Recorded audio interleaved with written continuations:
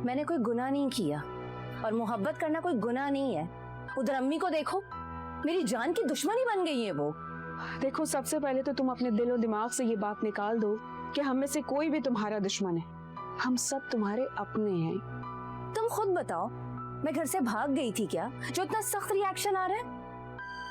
मैं किसी को पसंद करती हूँ, इतना तो हक है ना मेरे पास। तुम्हें पूरा हक है। तुम्हारी मर्जी हमारी ख्वाहिश से कहीं ऊपर है। अगर ऐसा होता ना तो अम्मा मुझे ये सब ना कहती जो अब तक कह चुकी हैं।